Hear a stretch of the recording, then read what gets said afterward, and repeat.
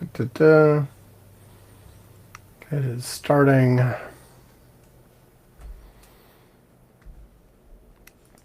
Okay, there it goes. Ready to go? Ready. Let's see. Boop, boop, boop, boop. Boop, boop, boop, boop. Okay, I'm just going to start. Here it comes.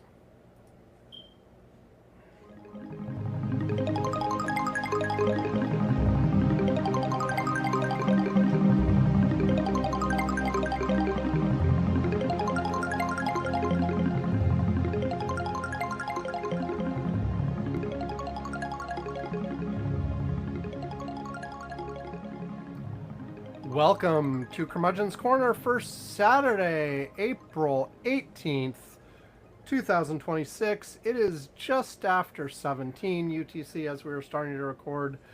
And let's see. I'm Sam Minter, and Yvonne Bowe is here. Hello, Yvonne.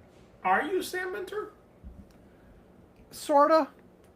You're not Sometimes. you're not some sort of agentic AI Sam Minter or something? Well, if I was, would I tell you?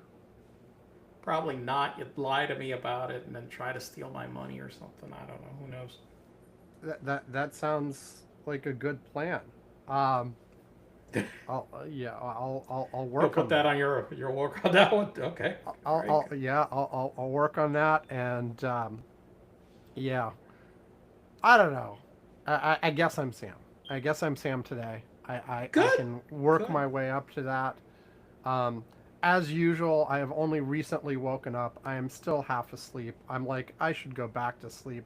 But in reality, like, I'd woken up like a while and just lay there in bed thinking I should try to sleep a little bit longer, but did not succeed in sleeping a little bit longer. I was awake. And then eventually I was just like, well, damn it, I guess I'll get up. Yeah. So, Well, that happens. Okay. Yeah. anyway, our usual, we'll do light and fluffy stuff for a little while in this first segment, and then we'll do newsy stuff later. Um, I don't know. You got a light and fluffy to start us with before I do movies and stuff. Do I have a light and fluffy? Fluffy. I mean, I'm I a just little had a bit vision fluffy. of someone taking like a small fluffy dog and like tossing it because it was didn't weigh very much. Like just toss the dog. The fluffy dog. At least you're not cutting off the genitals of a dog for future research. Uh no. And I don't believe that was a dog that was referred to this week. Well, no, But, I'm just saying. Well, I know I know it's a different animal, but what I'm saying is that you're not going and like just deciding to, just cut the genitals off some random animal for you to study them later. It's not part of your usual, uh, you know, part of your usual repertoire to go and like do that on a regular basis. I well, know it's not that part I of mine. told you. Not Yeah. that you've. That's true. Not that you've told me. Yeah. I mean, but when you get that urge every once in a while, you Ah, see the Yoko. roadkill by the side of the road, and you're like, Oh oh my yeah. god, Oh my I've god. got to stop. And And get the genitals. right, Yes. yes, I. we are of course talking about RFK Jr. because who else would it be? No, no. It's just some other. It's a normal thing, Sam. It could be anybody. You know, Who one else? one of one of the things that's happened this last week is TMZ, the Hollywood gossip site, has sent a team of people to DC, and they've been I'm surprised. harassing I'm so various shocked people. they hadn't done this before. Yeah, so I guess they decided in the wake of the Swalwell stuff to, hey, send some people around DC. Apparently there's some juicy stuff going on there. Well, I And mean, listen, you gotta think back to, what's his name? Gary Hart, right? Come on, man. I mean, that's how yeah, they got him. now the thing is, so far, nothing really crazy has come out of TMZ's efforts there. However, the one thing they're doing is they're chasing down people in the halls of Congress in a way that the traditional beat reporters for Congress and the White House and other stuff do not do, because they are worried about they're doing this sort of access reporting where they want to keep a friendly relationship with everybody, blah blah blah, whatever. But TMZ, you know, is directly doing. I mean, I saw some stuff where they were going after Ted Cruz for something. That were going after several other people. But the one I specifically remember that's relevant here is they specifically were following RFK Jr. out of something and says, "Sir, sir, sir, what is it with you and roadkill? Why are you like you had the whale, you had the bear, you had the raccoon. What's up with that? Do you have anything to say, sir?" Etc. Well, I do. Here's a reality. In this current era, it looks like that may be the more effective way of finding out what the fuck is going on. Yeah, I mean, fundamentally, and I guess this is less light and fluffy. I mean, we are talking about raccoon parts and reporting and stuff like that. But look, the whole notion of the way journalism works is you get buddy buddy with your suspects. These are suspects now. Right. You get buddy well, buddy with in your this case, subject. yes, these are suspects at this point. Yes. Yeah, but the way that it's been working for like generations now almost is that the reporters in Washington essentially make friends with the people that they're reporting on in order to get juicy leaks of stuff. But these leaks are not juicy in the investigative reporting sense. They're just feeding you what story they want out there. And, it's all very collegial, and it's not as adversarial as you could potentially like it. I mean, there was that thing where, the Pentagon tried to kick out a whole bunch of Pentagon reporters because they wouldn't agree to some very strict rules. Right. And that's been in the courts, and the reporters have been winning. But at the time, I was like, actually, it probably wouldn't be all that bad for the Pentagon reporters to not be in the building, to not be attending the press conferences. You can watch the damn... If they want to come out and make a statement about something, they can release the video themselves. And then if there's something newsworthy, you can go there. And if you want to try to get to the truth of what's there, the way that's going to happen is not going to be you asking a question at a press conference. It is not going to be, the Secretary of Defense, war, whatever, giving you some off-the-record statement like when you're talking to him in the halls. It's going to be you digging in and doing actual reporting and finding people who want to tell you the story behind the story, and because the whole, I don't know, like this kind of reporting, there should be a default assumption that you can't trust anything unless you've got double, triple independent confirmation. So not just like 3 people from the administration told me, and go find the facts on the ground. If somebody tells you that, we're doing XYZ, go find the low-level schlub who's actually implementing it and find some confirmation, etc. And I think there's, we've gotten very far away from that in most cases. There are of course exceptions. There are exceptions too. There are exceptions to that rule, and but honestly, that kind of reporting is expensive.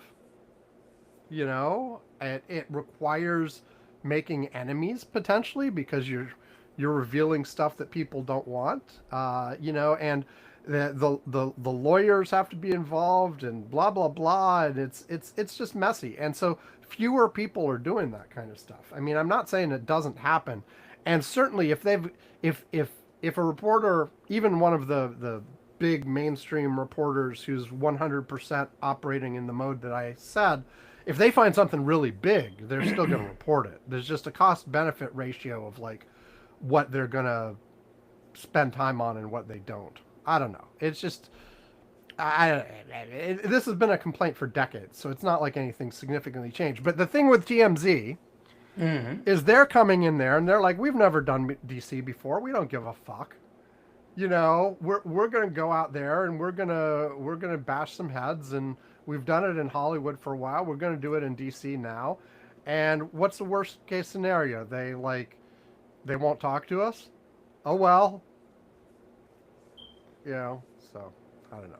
Look, the only light and fluffy thing I was going to mention outside of talking about cutting off genitalia is, you know, with what's been in the news about my work. I'm not going to mention my company, but they Yes. well, they had to. Look, one of the things, I'm in sales, so there were a lot of deals that were being worked on by people who are no longer No at the longer company. there. So we're having to work those. But I will say that I was pleasantly surprised to find out that originally I thought, look, you just got to work them and just help. And I'm like, look, I'll listen, regardless of what company I've been. If my boss, I usually have a good. I've always had it. I realized I always had a good relationship with my managers. For the Okay. most part, it is the exception that I've had a poor relationship with my managers. Okay, for the most part, I've had a good relationship. So if they're asking me, "Hey, help me out with this," I'm like, "Yeah, sure, no problem." I don't have a problem with that. But they said that we're gonna get paid for those deals, which I didn't expect. I mean, it makes sense, but I'm happy about it. I can't complain. Even though it is a lot of work like right now to do all this stuff, but that was one thing. Well, I'm just realizing that I think I did share something about this in the Slack. I have a lot of good friends that are not from work. Okay. But I'm Yep. also I'm always baffled with these people. You are never make no friends with all the people at work are not your friends. None of them are your friend. Blah blah blah. I'm like, man, some of my best friends are people that I met at work 20, 30 years ago. I don't know what the fuck these people are talking about. And I have come to the conclusion that most of those people that say that really loudly are actually assholes and would be assholes in any setting because they would treat anybody in any group setting or whatever, in a really shitty way. So And what you're let's saying be is clear. it's once again projection. It's people talking Yes. about themselves. I've heard what you've said less often. The phrase I usually hear is that your actual employer is not your friend. Oh, no, no, Yeah. no. I've heard flat out a lot of people saying that none of the people at work are your friends. But by the way, the whole thing about a company not being family or not family, let me tell you something. Have you seen how dysfunctional most families are? I mean, give me a break. Yes, a company is like a fucking family. You've got the drunk idiots. You've got the cousins that screw you over. You've got the fights, backstabbing. People, families are not the Hollywood ideal.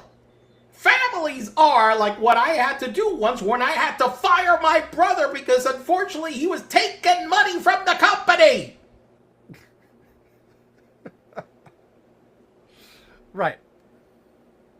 So, yeah, as a matter of fact, work does actually share a lot of things with family. But, people need to stop using the word family. Like, it's like, whatever. Man, how many people keep talking about the crazy family reunions that they have with their drunk uncle, with their MAGA parents that they can't stand, blah, blah. I mean, people, yeah, you know what? I'll say it. Yes, companies are like families. It's like the normal American family, which is a dysfunctional mess in most cases. And that's what we carry over to work. That's lovely. It's a cool sentiment. Very leaves me all warm and fuzzy inside. Both about families and companies and everything. Think about I've met the the crazy parents that don't let the kids do anything, and never Okay, listen to yep. them talk. That's exactly like a lot of managers are, if you think about it. Okay, they won't listen to anything that they say. Everything is all these bullshit orders. You're like being told like nonsense. You're not allowed to speak up. Sounds pretty much like a lot of managers I have seen a no. Okay. But yeah, but no, I have heard from so many people about that you never, all those people from work are never friends. And let me tell you something. I've been at companies where at some workplaces, and like not most, where uh most of the people like when I left that group didn't speak to me again afterwards. Okay, all right, in some groups.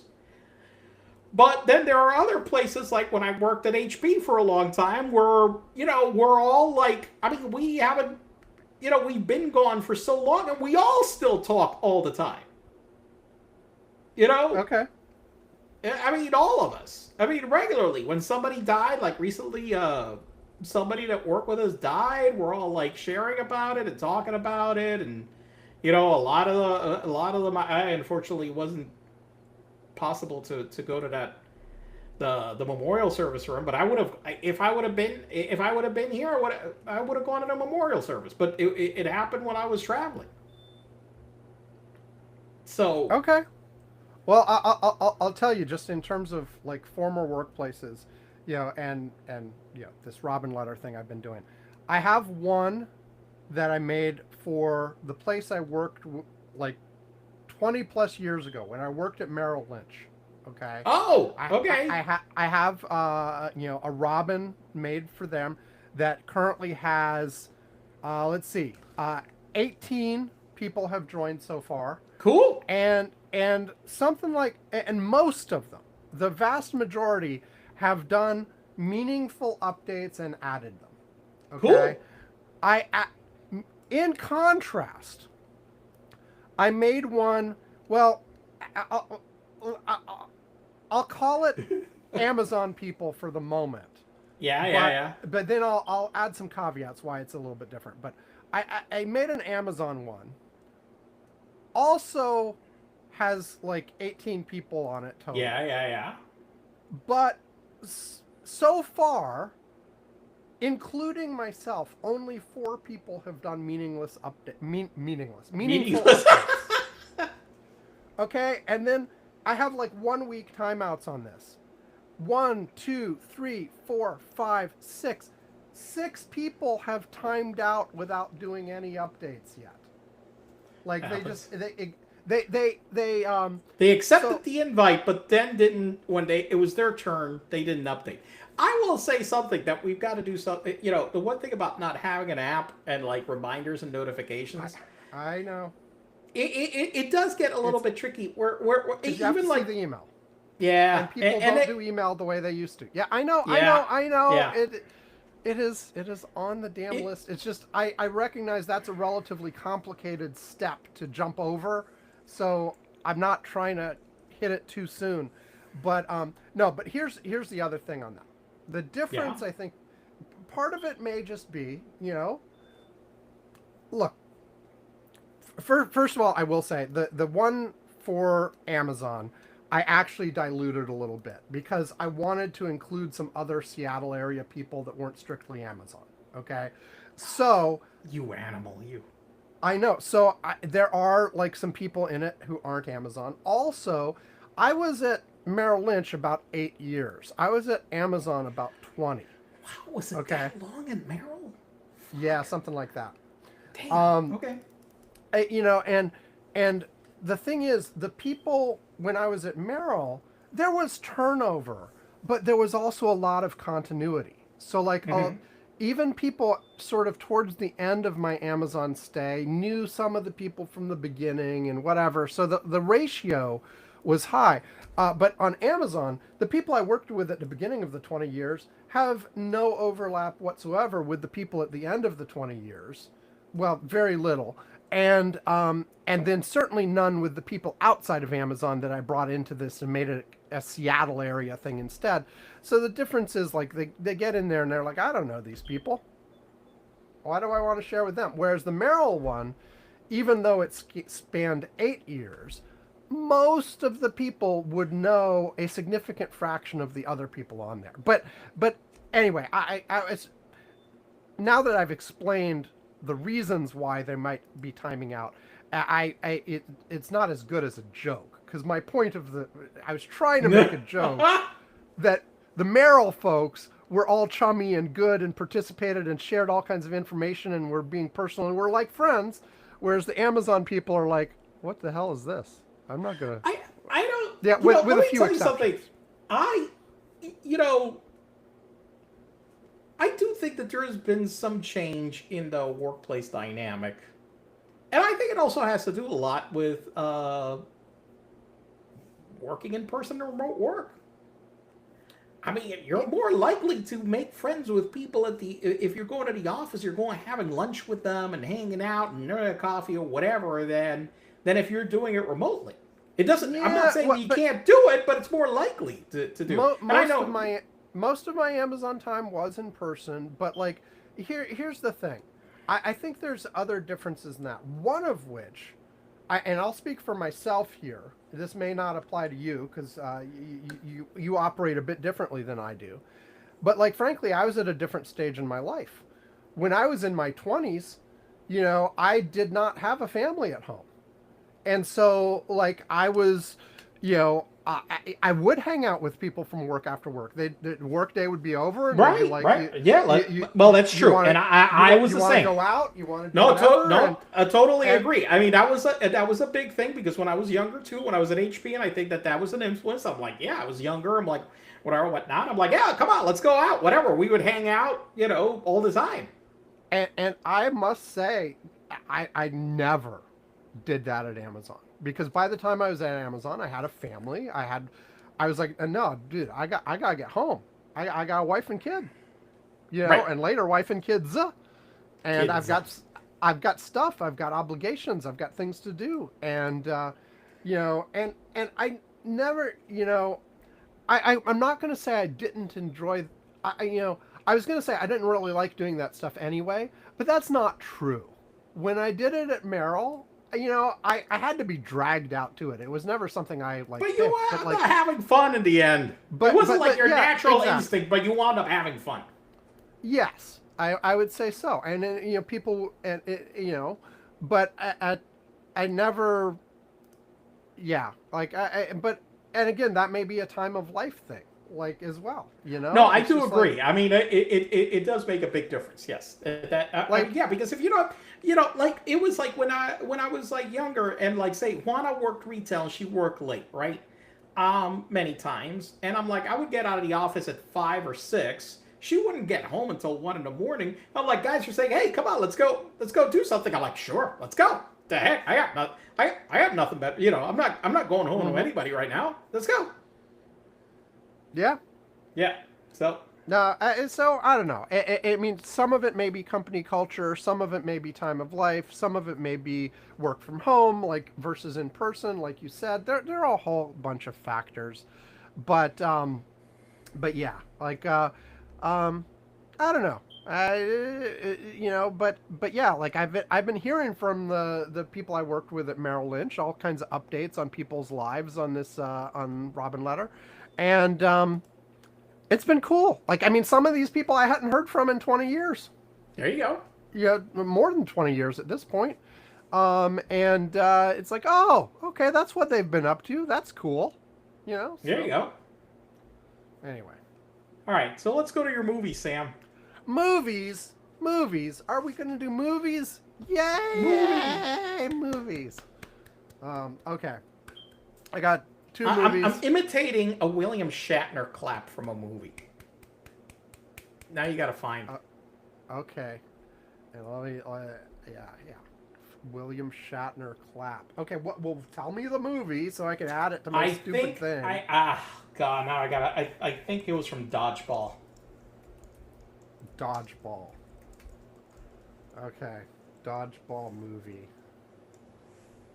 You know, now you're gonna make me watch this stupid Dodgeball movie. It's a funny movie.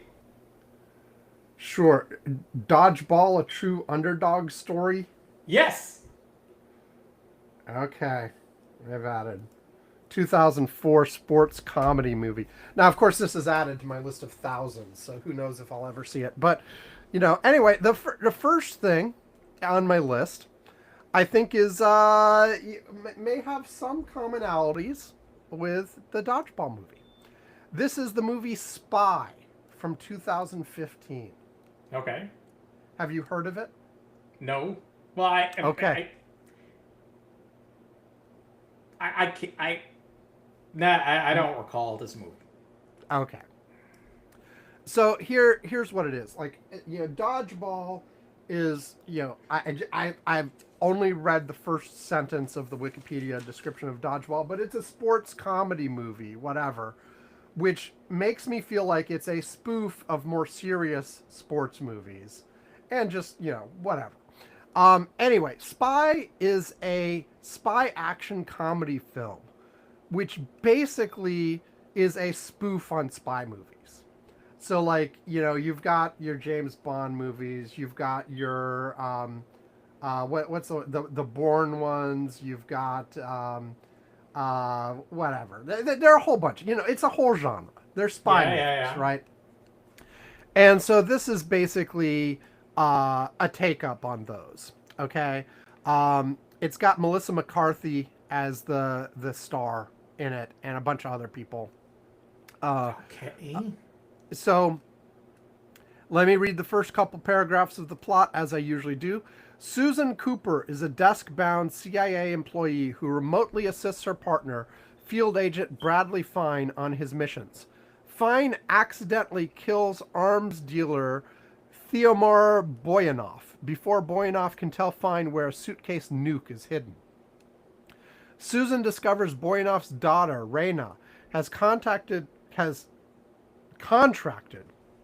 terrorist middleman Sergio De Luca, so Fine infiltrates her home. She reveals she knows the identities of the agency's field agents, including Rick Ford and Karen Walker. Rainier then shoots Fine, apparently fatally. Since Susan is an agent but has never been in the field and is therefore unknown to Raina, she volunteers to track Raina herself. When Susan's boss, Elaine Crocker, reluctantly agrees, Ford objects due to Susan's inexperience and quits in protest. And then basically, this desk-bound CIA agent ends up going out in the field and executing this mission, encountering all kinds of things, and you get like takes on all of the standard tropes. You've got car chases, you've got like hidden weapons, you've got like the brief the things that like gives James Bond, gadgets and stuff like that. You've got equivalents to all of these, but it's a comedy, and it's also like one of these over the top comedies where it's not like this is really subtle humor all the way through. There's like gags like all the time, and bottom line, it actually got some good reviews and stuff. It made some money. But I'm gonna give it a thumb sideways, I maybe was a gonna little say bit this above doesn't sound sunset. like your kind of movie. Exactly. Like I can recognize that.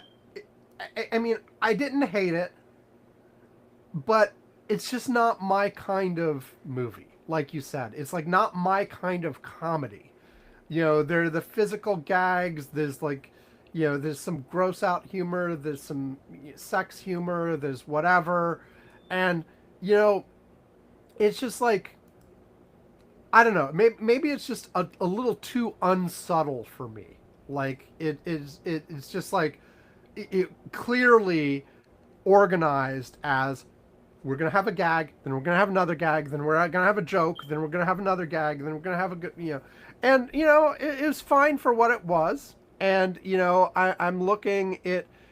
Um, it was nominated for a whole bunch of best comedy kind of things. Okay.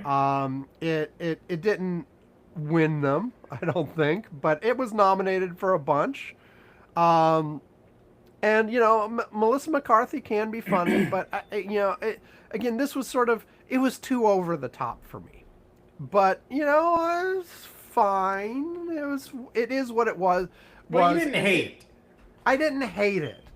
And if you like this kind of movie, you will probably enjoy it. Like, Okay.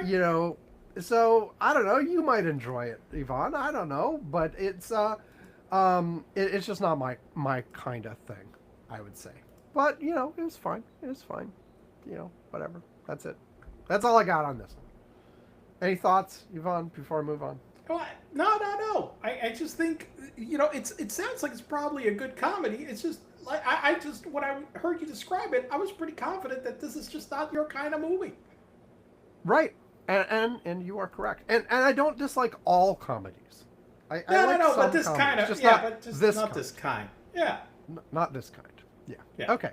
Next up. Oh, and I should have brought up the stupid. Hold on. I gotta bring up. There we go. Number 4 in the 1998 AFI 100 Years, 100 Movies list. Okay. Gone with the Wind from 1939. You know that I have no idea if I've ever watched this movie. It used to come on TV every year. Like back when we were So kids. it's possible that I didn't, which is a reason why I can't. Like I know I that have not watched Spy, but I Okay. cannot for certain say that I have not watched Gone with the Wind. I'm just not sure. Now, if I did watch it, it's been so long I don't remember. I barely remember it. Well, the other thing with that is I know before I sat down to watch it this time, I had most certainly seen extensive bits of Yeah, sure. Gone with the Wind. Right. Because and as I that's said, right. It came on TV all the time, but it is 221 minutes, 238 including the overture, intermission, and all that kind of stuff. Nice. Okay. And so wait, what's the quick math? 221 divided by 60. That is over 3.5 hours long. Okay. That is a long freaking movie. And and if I was watching on TV I mean, it's with almost commercials, 4 hours. I mean, with everything. Yeah, I mean, yeah, I, like I imagine my previous attempts to watch this were basically flipping channels back when flipping channels was what you did, stumbling across it in the middle, right. watching part of it, and then getting up and not seeing the rest. Well, yeah, now, it's a long movie. I mean, and I know I'd seen the very end of it. It's got a classic ending that is famous. I know I'd seen various parts in the middle. I'd seen, there were send-ups of part of it, that I've seen. Like there was a very famous Carol Burnett skit that made fun of one of the scenes in this movie. Things like that. But I am not sure. I imagine I'd probably seen the whole thing at least once before, but like you, I couldn't tell you for sure. This time, watched the whole thing. We did not watch it in one sitting. Again, one of the advantages of the modern way of doing things, you're not just shackled to whatever is being broadcast on CBS that day or something. But anyway, I think most everybody knows basically what it is. It's a historical romance set in the Civil War from the point of view of people in the South. I'll read the first couple of paragraphs from the Wikipedia plot description again, and then I'll talk a little bit about it. In 1861, on the eve of the American Civil War, Scarlett O'Hara lives at Tara, her family's cotton plantation in Georgia, with her parents, two sisters, and their black slaves. Scarlett is deeply attracted to Ashley Wilkes and learns he is to be married to his cousin, Melanie Hamilton. At an engagement party the next day at Ashley's home, 12 Oaks, a nearby plantation, Scarlett makes an advance on Ashley but is rebuffed. However, she catches the attention of another guest, Rhett Butler. The party is disrupted by news of President Lincoln's call for volunteers to fight the South. In response, the Southern men rush to enlist. Scarlett marries Melanie's younger brother, Charles, to arouse jealousy in Ashley before he leaves to fight. Following Charles's death while serving in the Confederate Army, Scarlett's mother sends her to the Hamilton home in Atlanta. She creates a scene by attending a charity bazaar in mourning attire and waltzing with Rhett, now a blockade runner for the Confederacy. The tide of war turns against the Confederacy after the Battle of Gettysburg. Many of the men of Scarlett's town are killed. 8 months later, as the Union Army besieges the city in the Atlanta campaign, Melanie gives birth with Scarlett's aid, and Rhett helps them flee the city. Rhett chooses to go off to fight, leaving Scarlett to make her own way back to Tara. She finds Tara deserted, except for her father, sisters, and former slaves Mammy and Pork. Scarlett learns that her mother has just died of typhoid fever, and her father has lost his mind. With Tara pillaged by Union troops and their fields untended, Scarlett vows to ensure her and her family's survival. ... That's probably the first, hour and a half of the movie. And then there's a lot more. Basically, there's Scarlett likes the one guy, and then she likes the other guy, and she marries the other guy to make the other guy jealous, and then all this stuff. And then Rhett Butler, who's played by Clark Gable, is in and out, and is like the one that the one that you always think that Scarlett should be with. It would make the most sense. At some point, they are together for a little while, and throughout this whole thing is the South getting destroyed by the North as the North wins the Civil War. It's gotten modern day. Some of the criticism is the sort of revering the South in the Civil War and being sort of like, the sort of lost cause narrative of it being such a tragedy that the South was destroyed, and the destruction of that culture and all that kind of stuff, and sort of a look how wonderful it was when they had their plantations and their slaves and all that kind of stuff, and the North just destroyed it. But having said that and put that out there, I mean, it's a grand spectacle. This is like the whole thing is, and we talked about this a few weeks ago with they don't make movies like this anymore, where they're crowd scenes that actually have hundreds of extras doing battles and doing their things and all this kind of stuff. These days it would all be CGI. Here we've got real sets, we've got real people, we've got things that are on location, things that are recorded. They're recorded in a studio, but with well-built sets that are convincing and all this kind of stuff. And I do have to give it a thumbs up. I mean, it's long. If I had to redo this, does it have to be nearly 4 hours? No. You could probably put an editor on this thing and get it down to 2 and get most of the main point. But the fact that it is so long and so grand, it is part of the point of it. It's sort of big and sweeping and goes through years of action, and of course it was built, based on a novel, an earlier novel. But thumbs up. I like it. It is a bit long, and and you know the very end is classic. Spoilers for anybody. You know, Scarlet is at Tara, and Rhett Butler visits, and you know he's decided to go off and leave, and she's like, "But what will I do?"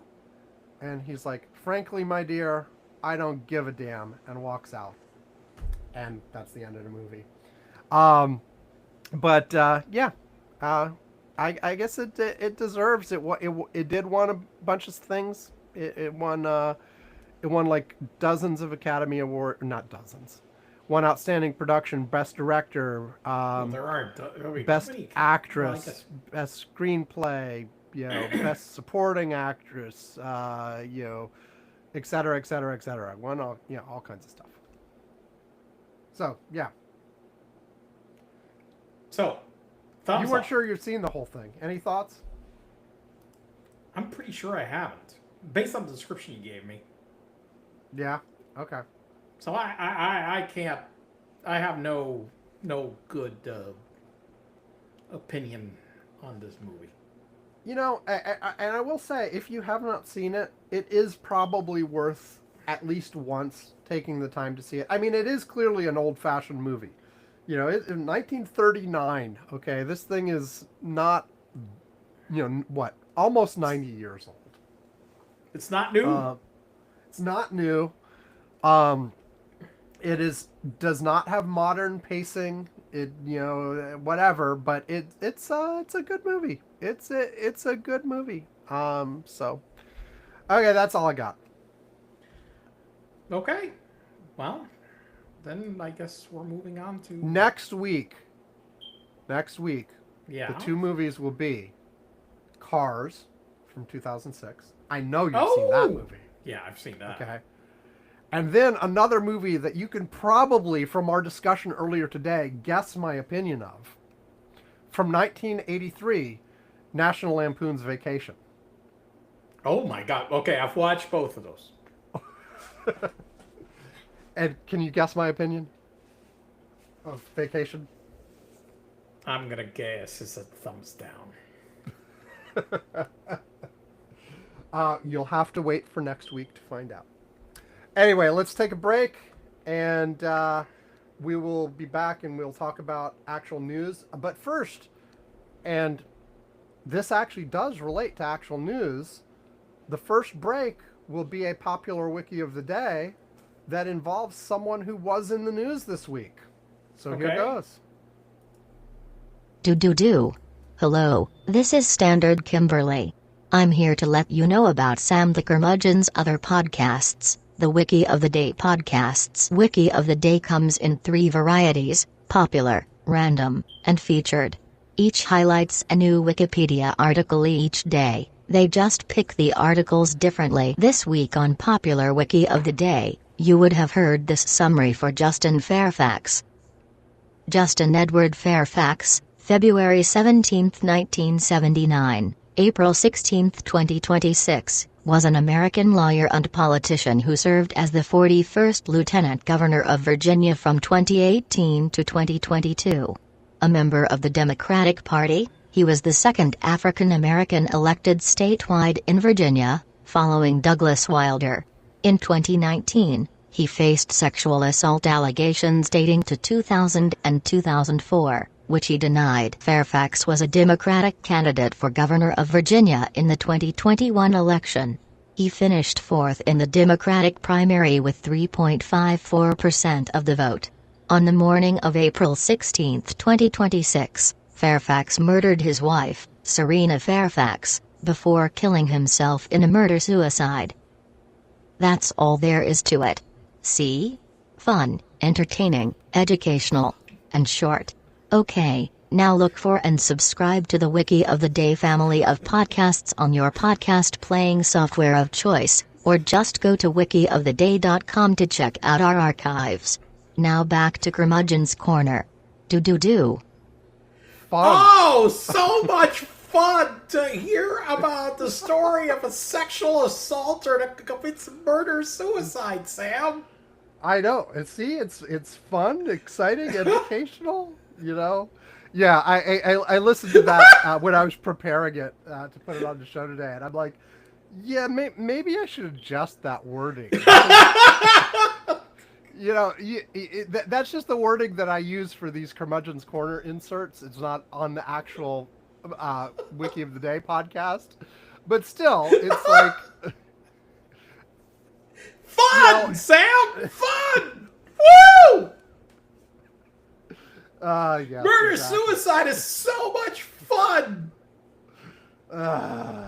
Yes. Well, anyway, um, so as I said, that was in the news this week. That was in the news this week. Yes. I don't know that there's much else to say about it. There is one thing to say, and I created a quote based on the language of Pete Berger, where let me see if I can find it. Hold on, but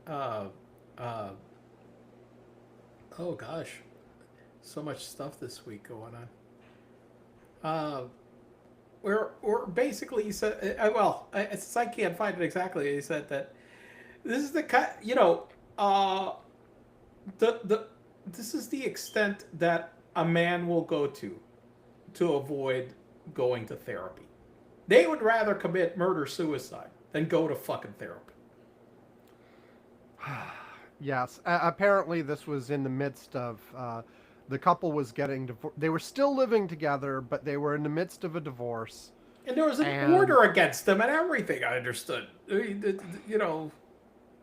Yeah, using Pete's quote, I found it. Men will literally destroy their lives and family rather than go to therapy. Yes, that was like...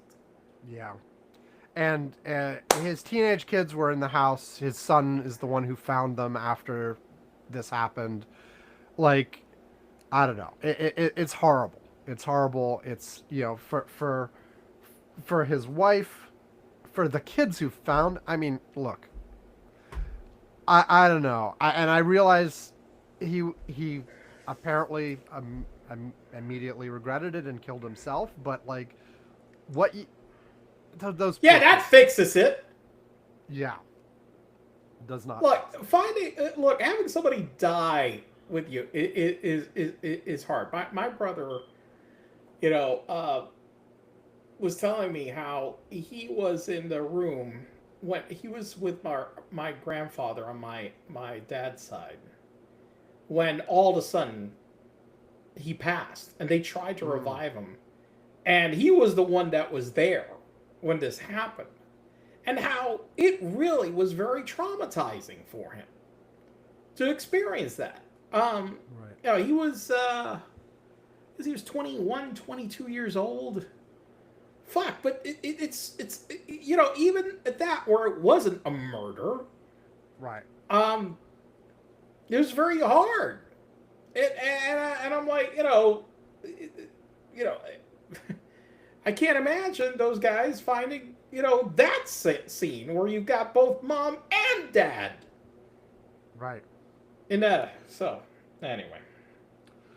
Okay, well, what other newsy thing would you like to talk about this week, Yvonne? I didn't actually put very much on the list. Hey, Sam is I was, as I mentioned earlier, I've been like ridiculously busy at work. My volume of email has like tripled. I noticed the other day. Uh-huh. Yeah. Because, everybody seems to be just going to me to ask. Well, you know the answer, right? I'm like, fuck, yeah. Well, give me a second. You're putting you on the queue, okay? Hey, Sam, the Iran war is over. Oil is flowing. It's an unmitigated victory for America. Iran has been vanquished. Trump has taken the Obama deal that he canceled because obviously it was the worst deal ever, and now made an even better deal, okay, than we've ever could have possibly had. And oil is free flowing, and energy and gas is going to be at $1 a gallon anytime soon, and oil will be flowing out of all our orifices or something. Did That's not the way it works. Vision? Is that That's not how it works. now I have pictures in my head that I do not want. Um, no, Was that an accurate description of the events of the past week? not even remotely, Mr. Bond. Would that be a description that Donald Trump gave about the events this week? Oh yes, he has declared victory several times in the last week. Most often, half an hour to an hour later, the Iranians are like, "What the fuck is he talking about?" Yeah, you know. We have a deal, and it's done, and it's whatever. And the Iranians right after is like, what is he talking about? We have no deal. Yeah, I mean, in some cases, to be fair, the Iranians have said, "Okay, we are going to do X, Y, Z." It's not quite what he said, but we are going to do X, Y, Z as long as they do Q. Right. And then we don't do Q. And so then, like, just within the last few hours, the Iranians had been letting some shipping through the Straits of Hormuz with a toll and under their supervision and with their approval only of countries that are not their adversaries, so not U.S. But that's better than what we had before, right? That is better than what we had before. Well, no. That's better than what we had before the war, right? Oh, no. But but here's the thing. Just a few hours before we started recording the show, the Iranians are like, well, but we were going to do this on the condition that the U.S. stopped their blockade of Iranian ports. They have not, so therefore we're closing the strait again. And so we're once again closed. Right, because we keep blockading. They want it's the bizarre thing where he keeps talking about how we've got a deal to reopen the strait, but then he's blockading the ports. I don't know. Figure it out, dickhead. Seriously. The fundamental thing is all of our negotiating offers essentially boil down to Iran has to surrender completely to absolutely everything that we have ever asked anytime in the last 20 years. And that's the end of our negotiations. We're not actually negotiating, which is by the way similar to when Trump has been involved in the negotiations with Ukraine, basically, and said, "We'll give Putin everything he wants, and then this will be over." Well, let me ask you a question, Sam. How motivating is it to be offered? But this is such a great deal for Iran, right? They gotta be just chomping at the bit of doing this, right? No. I don't know. The thing is, if anything, the status quo is what's good for them. Oh, they love this. He has done nothing that would motivate them to make a deal, and they have zero incentive to make a deal at this point. Right. Because if nothing else, because he has shown he does not respect deals. Correct. And the last two times they've been in negotiations, in the middle of the negotiations, he's bombed them more and killed more of their leadership. You know what I think? Look, I will gamble that the best approach, and this is, from Iran's perspective, is to wait for him to get bored and get distracted by something he's already indicated multiple times that he is effectively bored. He wants this to be over. He's said over and over, "Yeah, Iran's over. Can we go ahead and invade Cuba now?" Right. So that's the thing. It's just for him to completely lose interest and then get distracted by some other thing. Frankly, yes, that for sure he'll get distracted, but also, frankly, not just for Iran, but it's got to be for like almost every other country on the planet. At this point, it seems like the right strategy is just hunker down and try to mostly ignore Donald Trump as much as you can until he's not president anymore. Yeah. It's just pointless to do any deals with this guy. It's pointless to do any deals because he will not honor any deals. Okay? Any deal that what you make with him always winds up. Look, he was just this week. You Canada? keep talking about tariffs, but with Canada, and then Nutlick calling Canada losers, I think it was, or percent. What are those fuckers? But making any deal on trade. I just heard yesterday they were bantering around about ramping up auto tariffs again. Okay, in order to supposedly bring manufacturing closer to the U.S. And I've said that the lack of a commercial strategy, industrial strategy, in any way, is one.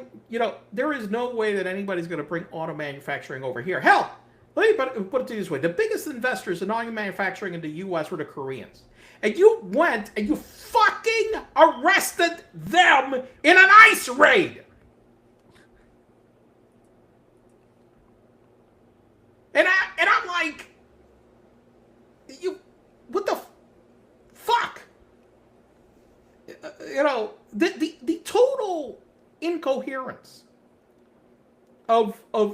incoherence to everybody else, okay, trying to make a business decision, okay, to the strategy, to this, in the face of this administration, is the biggest demotivator of investment, okay, of any kind in the United States in manufacturing or anything. Nobody's going to want to do that unless there is a semblance of coherence. And the one thing that is that under this administration, that's never happening. You're never getting that. It is the biggest preventer of any serious investment, okay, that you want to do. And it's the biggest preventer of making any long-term deal on anything. And so, yeah, I mean, if I'm the Iranians, I'm like, you know what? We're not fucking agreeing to anything. Fuck you. And every other country probably will make a deal with Iran in some way to get around this shit, okay? And be able to get what they need and just ignore whatever the fuck Trump is doing. I mean, I guess, theoretic goal of this war happening was, well, it's changed all the time, but just at an abstract level, it was an opportunity for Trump to try to look strong again, right? By beating up another country, having another win under his belt, following off on Venezuela with, okay, now we're going to do the same thing in Iran. But the actual reality is it's showing just how impotent this kind of use of force is. Did it, yeah, we killed some people. Yeah, we broke some stuff. Did it result in any valuable strategic objectives at all? No. In fact, the opposite. And, Trump just keeps yelling, open the straits, open the straits, open the straits. And he can't make it happen. Right. He can't make it happen. And yeah, it makes us look weak. It makes us look stupid. And I say us because it collectively reflects on the whole country, even though it's really just, Trump and Hegseth and a few other people that are making some of these decisions. But yeah, it's going well. It's going well. But, I do see that it's still every time, even though every single time Donald Trump has given one of these, like, middle of the night tweets saying everything is resolved, everything is great, blah, blah, blah. Every single time it's turned out not to really be true. Like, apparently the markets still like it every single time. And they're always insider traders making a huge amount of money every single time. I 15 minutes before the announcement, there's always a big spike of something. And somebody's making money. Listen, I think that the main thing, and I had shared some detail this week related to this and the stock market itself. The reason why the stock market is reacting the way it is because even the stock market is a K-shaped stock market. And that's what's going on. You know, even as the S&P tracks highs, you see that you've got certain sectors that are doing great, and some of those are overwhelmingly large in terms of stock market capitalization, in terms of the percentage of what weight they have on the stock market versus how other sectors are getting killed. Okay, and I shared this where you see that outperforming stock market sectors are like data centers. Yes, I've mentioned that it's the biggest thing right now. Semiconductors, which this is all related to the AI explosion. Okay, cruises, hotels, luxury retail, online travel, all of this where we've had this huge surge of travel and tourism in recent years that even like the high price, even higher prices have not dissuaded this. Okay, and as a matter of fact, it's really being fed off the fact that hotel rates right now are double what they were pre-pandemic. Okay, people are willing to pay twice as much. I mean, hell, airlines. Look, United was experimenting with a aircraft to fly to Europe that had more premium seats than economy seats. It had more business class, it had a tiny economy section because that's how demand is right now. Where the people with money, you've got so many of them that want to travel, and like the people on a budget, I'm like, oh, well, there's not that many of them, so fuck it. We'll make the plane more business class and premium economy and less coach. Okay? And then what's suffering, Sam? Discount retail. Office space. By the way, there is a big office space collapse coming because even with all the mandates it for seems people like to go we've back, been talking about this since COVID. but it's fine. You know what happened? A lot of banks they did a lot of things in the back to push off a lot of this somehow.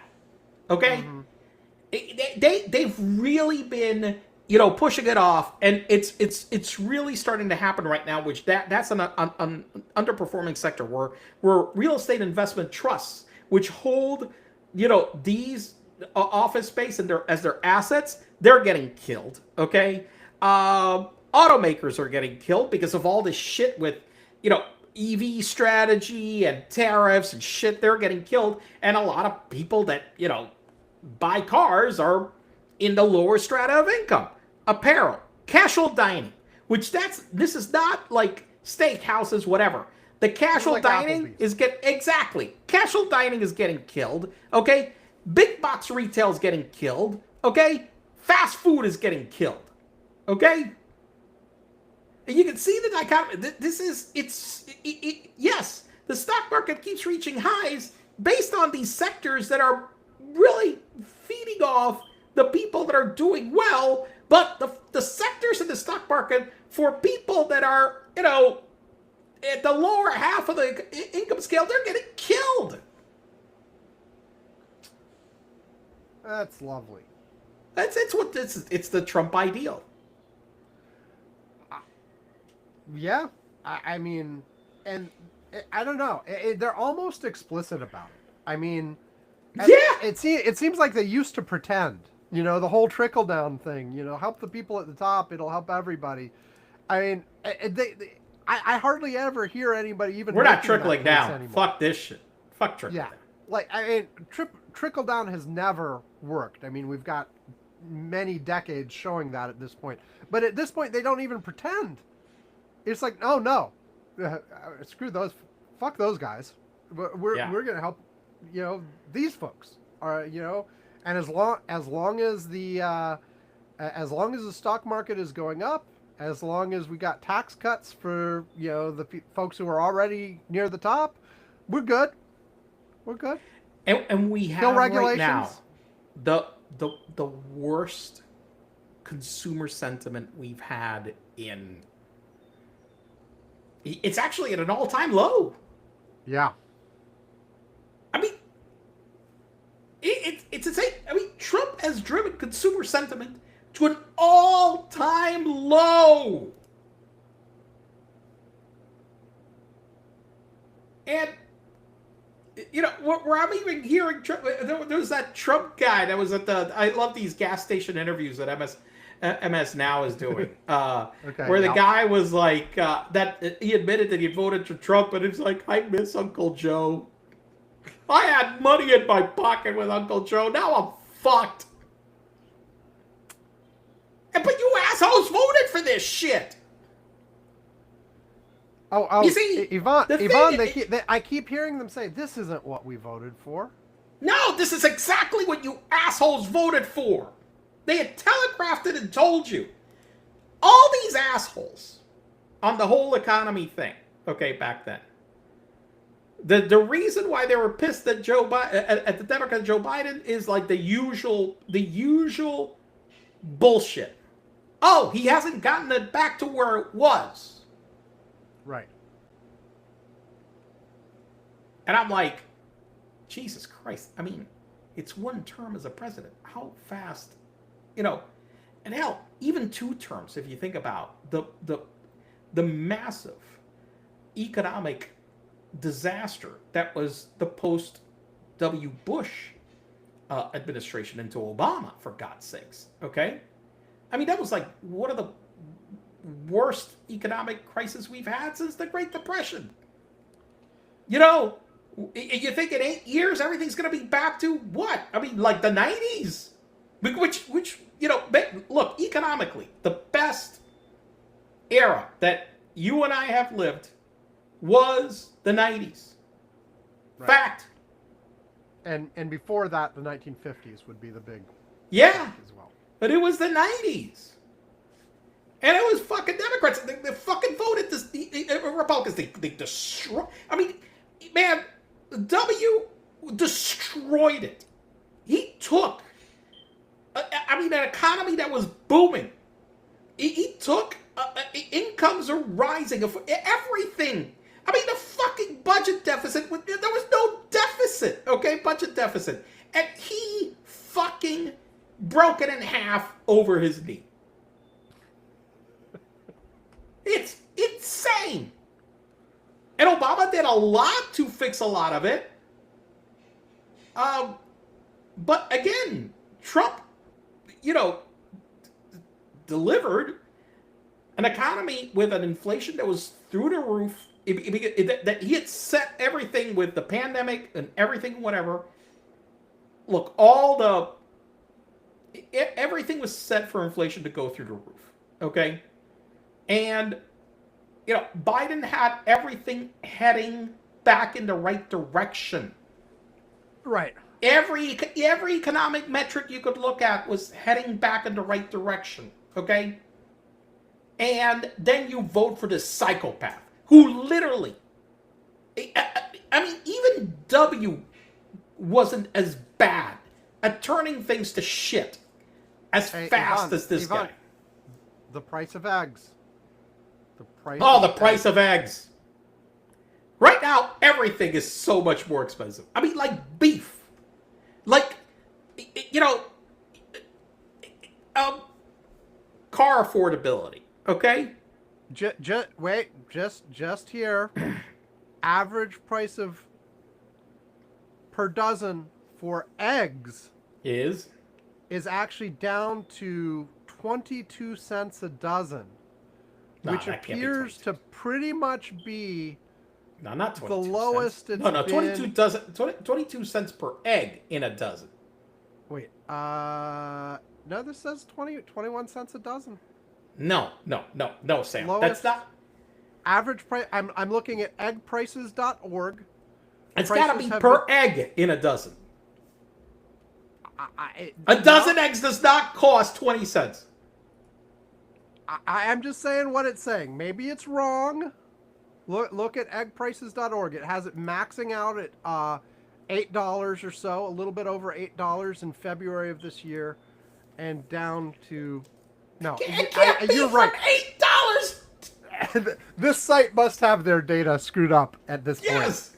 It's also like cycling from like $1 and something down to 20 cents over and over again. So their data is broken now. Oh well. I was going to say the average it's like cost a 10-year in March low, was $2.58. Okay, is what I found. Okay. In There March. you go. Okay. Yeah. Yeah, this site in March has it at like $1.50 or something like that, but then something clearly broke. You see, I found a trading economics. Okay, so eggprices.org, don't trust it anymore. For it's some broken. reason, egg prices are down. Okay, they're actually way down. They're like at about the lowest price they've been in a little while. But that is accurate. But Yeah. okay, great. So you got cheap eggs, but in exchange for that, you've got gasoline at over $4 a gallon regular. Yay!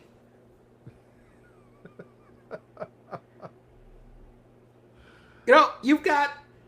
Listen, one thing that people keep forgetting about in terms of affordability, which is a big one, okay, is where mortgage rates are, okay, Okay.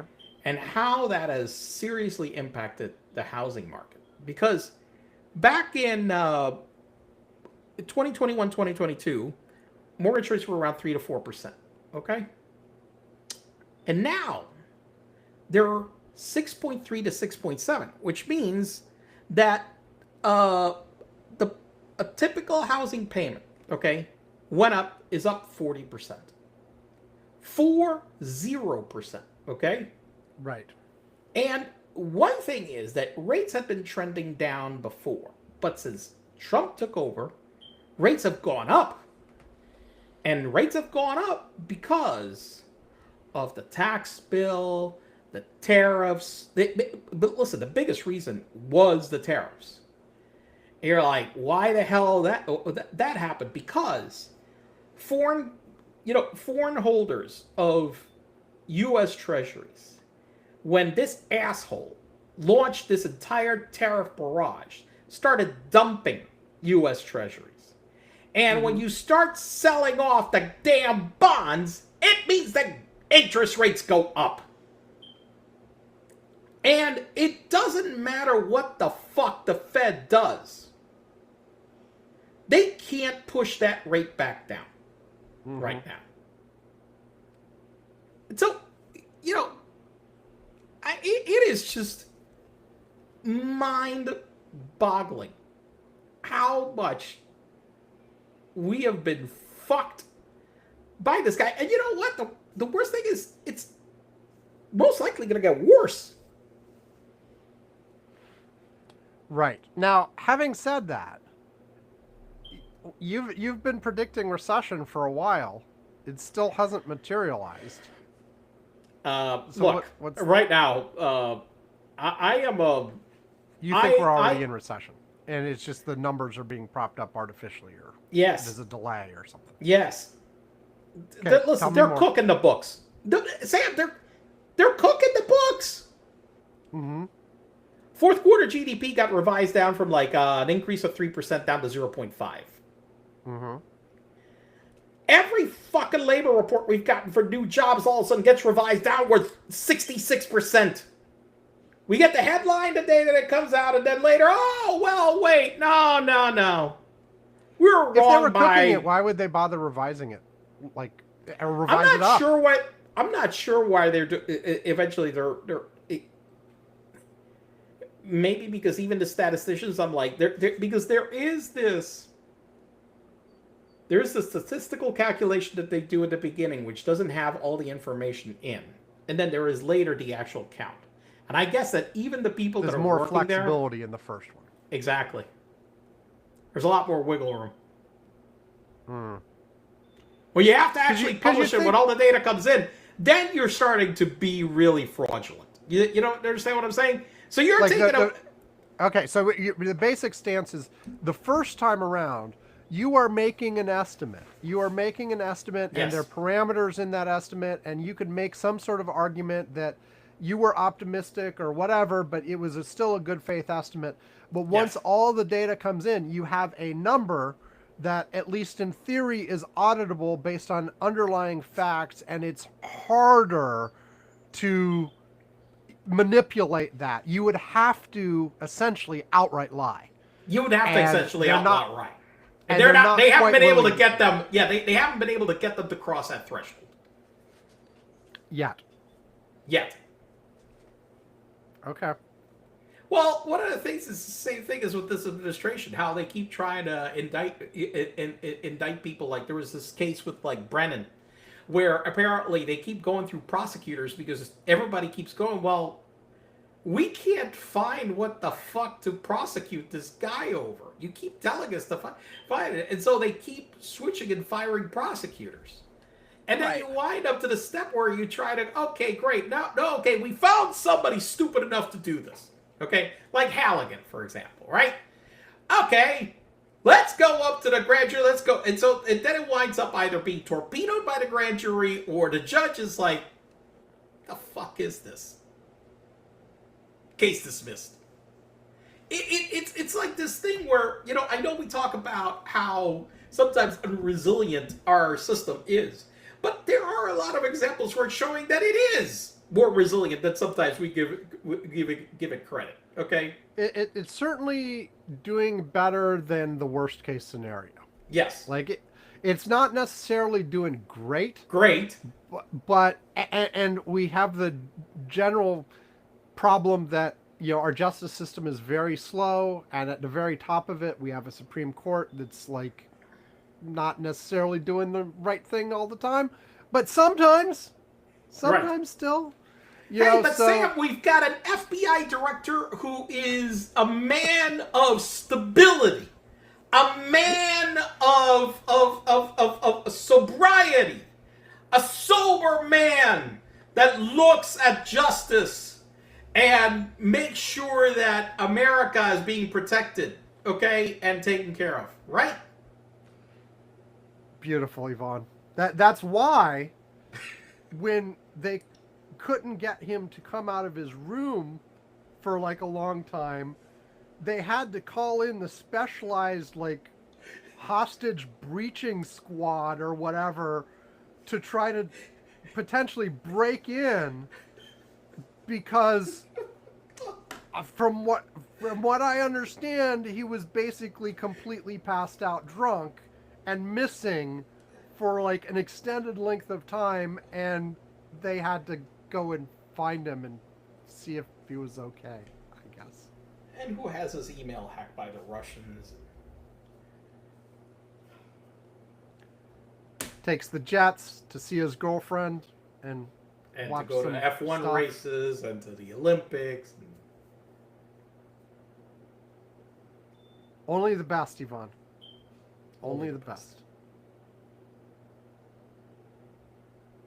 And then Pete Jackson has this weird religious service in which he decides that I guess there is some weird Christian cult that he participates in that I guess is based on the movie Pulp Fiction. Well, okay. Yeah, yes. So theoretically, he was quoting a prayer used by the group that did search and rescue, and then that group's prayer was based on the one in Pulp Fiction, which is loosely based on an actual scripture in Ezekiel, but was actually more made up for the movie than for the real Bible. And then this what he read was clearly much closer to the Pulp Fiction version than the Bible version. But, you know, look, whatever, you know, he's... Anyway, yes. And apparently the Pentagon had, like, a monthly prayer service that has, or of some sort, but now that is not only is the only version going on now the Christian version, but it's only Protestants, Catholics not allowed as well. What? Yes, that came out a few weeks ago. There's a prayer service thing, and they're only having a Protestant one. They're not having a Catholic one, and certainly, forget those Jews and Muslims. Yeah, fuck those guys. You know. So, anyway, fun stuff. Shall we take a break? And then let's take a break. Let's take a break, and then we got Orban, and speaking of, you know, Hegseth and religion and all got the stuff, we got the Pope versus Donald Trump. So, coming soon to pay-per-view. Okay. Break time. Which one? Here we go. Break. I wanna be on top of the tree. I wanna be on the floor when I fall off the tree.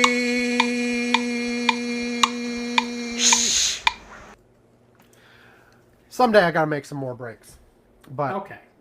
yeah, anyway. So Orban in Hungary lost. That's a shame. He lost by he got obliterated. It was a huge He got crushed. He got Yeah. crushed. It's not even close. I thought this was supposed to be inevitable, like because he's like took charge of everything, and there's no coming back from this, and then boom. Look, the actual deal is apparently the opposition has been working really hard for the last few years, getting organized, getting structured. The person they fell in behind was somebody who used to be in Orban's party and moved away from it when he saw Orban being so anti-democratic, apparently. I've heard people... the description that I liked, that apparently was based on a Reddit post initially, is the situation would be similar to what would happen if the Republicans in the U.S. had run and won several times in a row with Donald Trump type people, and then the Democrats, in order to fight back, went and nominated Mitt Romney, and then Mitt Romney won. So this is not... And not just one. He won by, I mean, like you said, it was like overwhelming. Right. And this sort of goes to, the debates that the Democrats have been having too, in terms of like, do you move to the middle? Do you double down on more progressive things? What do you do? And what Hungary did is they doubled down in the middle. Essentially what you get is what would happen if the Democrats nominated a centrist Republican in order to combat the next generation of Donald Trump. And it worked for them. I don't know if the same thing would work here or if that's the direction we would want to go, but it worked. And Orban got crushed. And also, it was such a big delta. I mean, I think people were kind of expecting that Orban would play Donald Trump games about, it was stolen, there were malfeasances, maybe I should fight back. I mean, but it was so overwhelming that would have been untenable. Like, you can do that when it's kind of close. I mean, when no, it was like, it's one of those like old, we talk about a landslide. This is a landslide. It was like almost like 70-30. Right. It's close. Insane. And, look, I've seen a number of people saying, hey, is this the first indication that globally the tide is turning? I do think so. And there are indicators that show that. There was an election, I think, in New Jersey that we recently had, where it was a district that Harris, I think, won by 8 points. She won it by 8. And the guy that they put in now won by over 30 points. Right. I mean, just a ridiculous, just a ridiculous number. And that's what we've been seeing on all of these special elections, almost without fail, is like, huge upswings for the Democrats, win or lose. Like, we mentioned the other week, the Marjorie Taylor Greene seat in Georgia. The Republicans still won, but the margin went from like 30-something down to single digits. Yeah. And that is deep red district, okay? Where MTG was. Yeah. Now, special elections are special elections. People will always point out there's lower turnout. It's more motivated people only. You generally in the big general elections don't see quite the same level that you see in the specials, but they are an indicator. They are an indicator, and it's just that you've got so many signs pointing. Just let me tell you something. It's just listen. This whole gas price thing. This isn't going away anytime soon. Okay, and I mean, look, gas prices got the Democrats with the Ukraine war when it went off in 2022. Okay, Yep. it really hurt them bad. These gas prices are worse. They're longer lasting, and the reality is that unlike them, then where you could say, "Hey, well, it's not our fault," that Russia launched a war, against Ukraine. This is totally self-inflicted. You could just say, and 100% truthfully, that Trump did this. Right. This isn't exaggeration. Trump gave you this gas price you're paying right now. And it's not one of these. It's not one of these major delayed reaction things where cause and effect are separated by years. Nope. This is like Donald Trump initiated a war, which a lot of his supporters were like, hate. One of the reasons we voted for you is you said no more wars. Right. And he initiated a war, and literally within moments, within days, the gas prices were going up. Yep.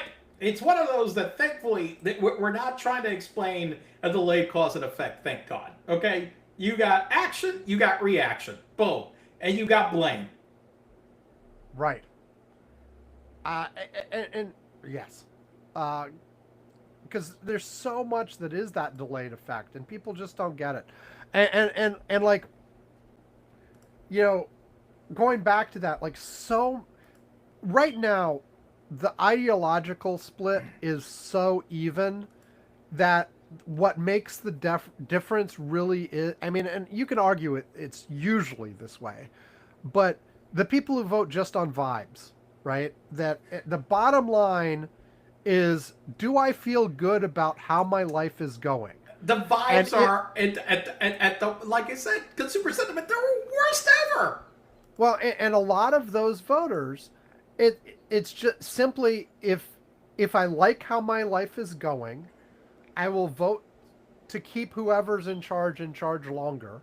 Right. And if I don't like the way my life is going, I'll vote for whoever's against them. End of story. Yes. End of story. It does not go any deeper than that. And, so the question is, are people voting for incumbents, or are people voting for their opponents? And obviously there's a whole bunch of people on either side of the spectrum that would never switch. Like, you're going to vote Republican no matter what. You're going to vote for Democrat no matter what. It's these people in the middle who slosh around, who are, a lot of it is just what I just said. And if it is deeper than that, it's often sort of, well, what's the social media vibe? What are they saying most recently on whatever news channel I tune into every once in a while, So, I don't know. Or the news channel people are dying off quickly. It's mostly like, what did I see most recently on TikTok or whatever. Right. Or Instagram or whatever the hell. There's another thing about that Orban election. Yes, I don't want to forget. Before we move on, yes. The CPAC stuff and all the corruption. Yes. Okay. Huh? Yeah. How about that? So for those who aren't following it, the new Prime Minister of Hungary, what's his name? Oh, it's Magyar. I actually failed that question. The Pointed News quiz had that as a question. Well, and here's the thing, wrong. and the same Reddit post that mentioned the comparison to Mitt Romney also mentioned this guy's name is Petar Magyar. Magyar is a Hungarian name for Hungary, and so they mentioned it would be like it would be like the person who ends up winning over the illiberal person in the U.S. being named Pete America. Nice. You know. Anyway, he has come in, and this is something I really hope the Democrats will take a proper lesson for. He has promised outright, we are going to investigate, we are going to prosecute, we are going to dig into all the abuses of the previous government. We're going to reverse this, we're going to reverse that, we're going to reverse this. One of the first things he came out with is, oh, by the way, Hungarian tax dollars have been going to subsidize CPAC and a whole bunch of American conservative influencers. And that's going to stop today. And we're going to investigate it further. Nice. So, and we know CPAC had held events in Hungary. And we know they'd been like basically holding out Orban as a model of what they wanted to do. But yeah, no, apparently, Hungarian tax dollars have been subsidizing the American conservative media ecosystem for years now. And, the Hungary side of that is now shutting it down. Isn't that lovely?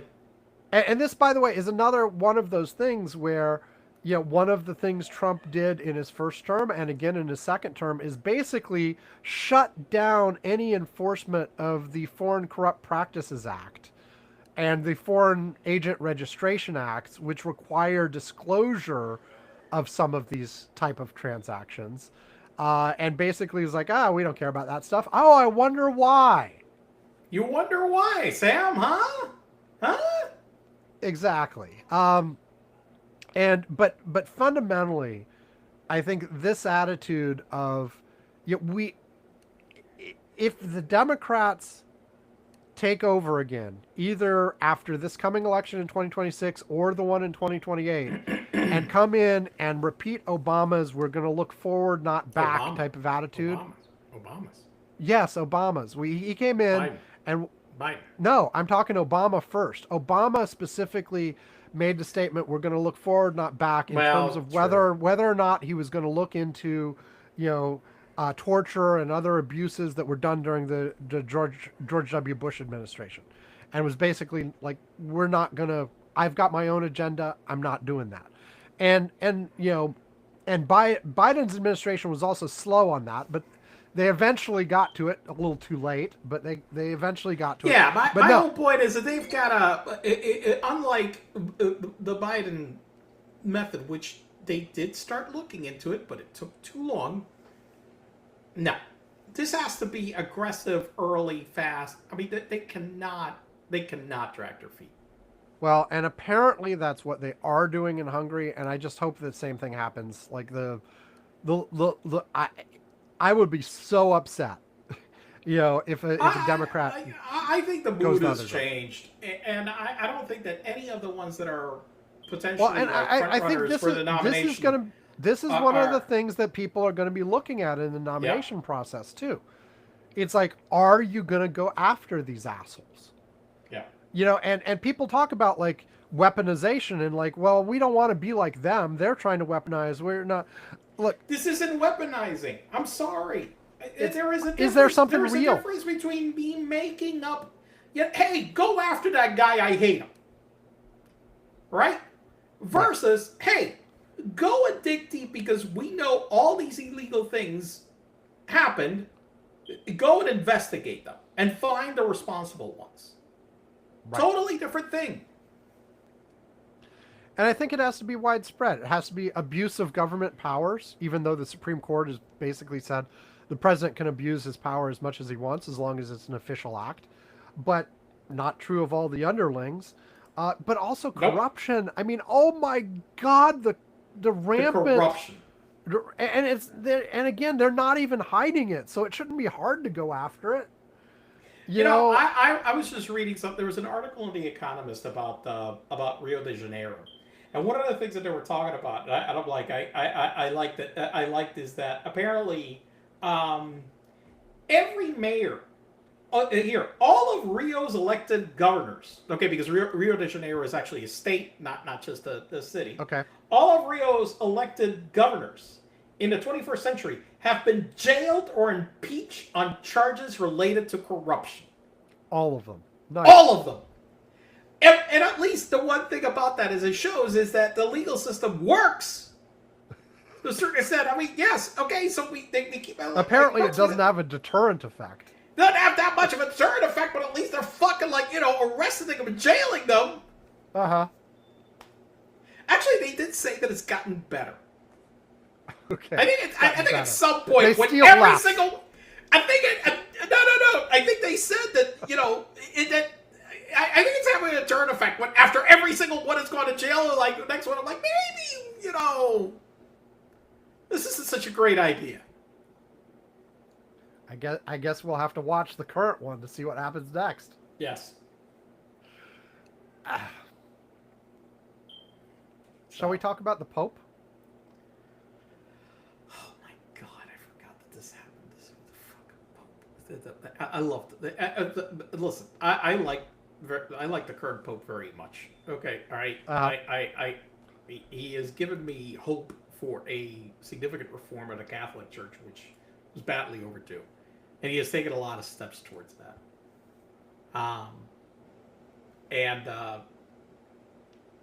And Trump? just for anybody new listening, this is for you. You grew up Catholic. Yes, indeed. And I'm not religious. I mean, I don't, I'm agnostic. Okay, let's be clear about this. But the one thing is that, look, we're having this conversation. How I got brought up and raised by people that taught more liberation theology. That basically, it was the conservative Catholics at any extent, and a big focus was being kind to people. Oh, all of shocker. them? Like, all of them? It doesn't matter what religion or who they are? It was just like the core thing. One of the things that's been funny about the back and forth between the Pope and Donald Trump. Yes, let's explain. What are our dear leaders say? Well, look, basically, the gist the of Pope's it, not tough on crime, Sam. No, wait. The gist of it is like the Pope will come out in a sermon and say, war is bad. We need to be nice to people. God doesn't listen to the prayers of people who, are out there killing people. Whatever. But basically, war is bad. Be nice to people. And Donald Trump's reaction to this is, he's attacking me!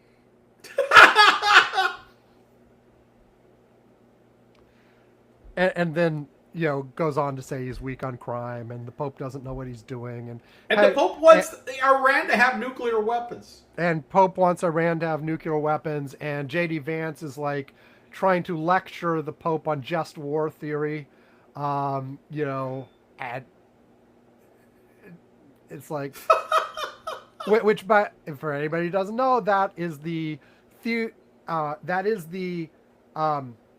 doctrine basically says that, okay, maybe there are some kinds of wars that are justified from a religious point of view, but lays out some very strict guidelines for what that would have to be.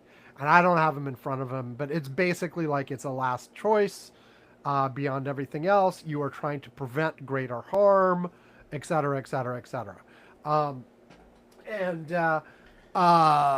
Yeah. And, No. The thing is, I think some differences between previous popes and this is like previous popes have also given anti-war messages and things like that. One difference here, this pope is American. Yes, he is. English is his native language. Yes. He sounds like he's from Chicago, He is from Chicago. I know. And so, like, when he says this kind of stuff, it's not like in translation from Italian or through a heavy Polish accent or whatever.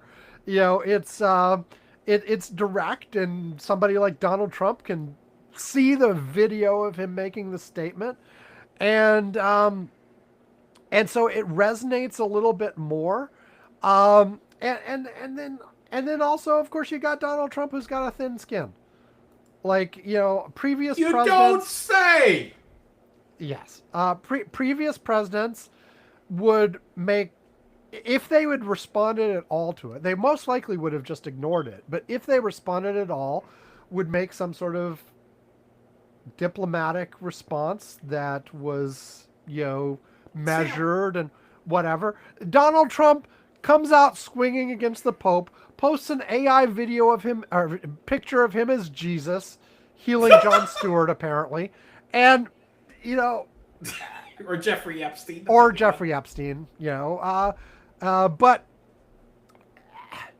I thought, and then he said that it was a doctor. Sam, I didn't realize. I asked some people that I know that are in the medical profession if when they graduate they get these like light orbs that come out of their hands, and I haven't been to that kind of doctor. I would like that kind of doctor. But wait, wait, people have pointed out, that on the same day that Donald Trump said I was a doctor in this, the talking points among some of the other administration, including his press secretary, were to say that the image had been doctored. So it is quite possible that Donald Trump heard that. Such a moron! I swear to God. How could Jesus Christ? How could this be our president? He is such a fucking moron. God sakes. Oh my God. This is just like our forces going on an excursion to Iran. And they're going on it's an excursion, Sam. And the people and the other countries emptying their insane asylums. Right, they're emptying the insane asylums. Yes.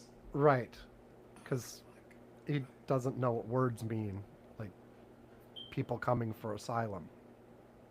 Fuck. What the fuck? What do we do, man? How?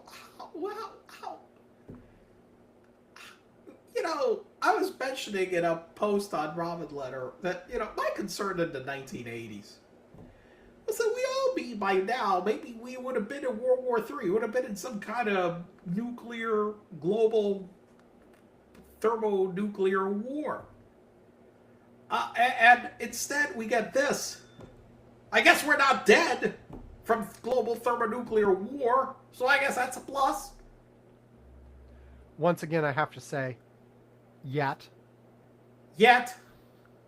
No, but I thought by now. I understand. Because, by now. Because in the 80s, everybody was thinking we wouldn't make it to the 90s. Right. So.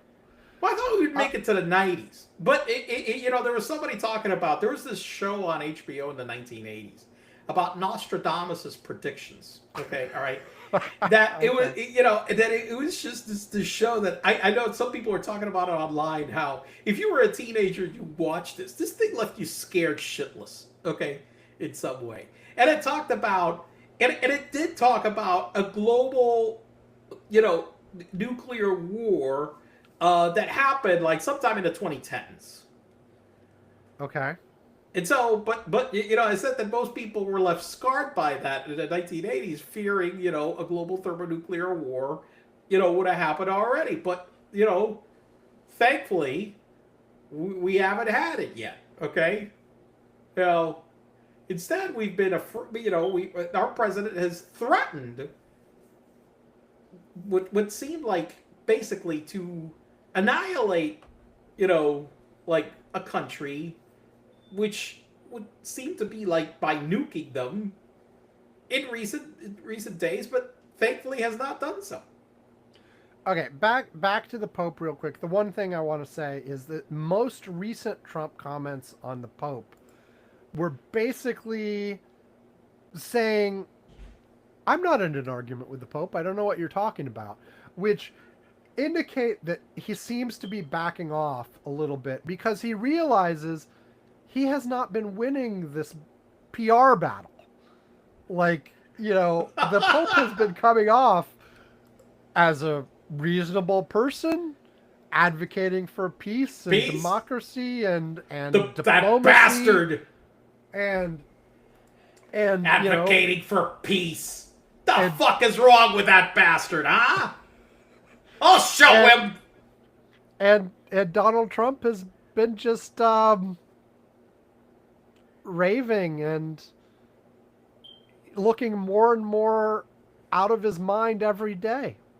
And we talked about that last week, so we don't have to repeat, but like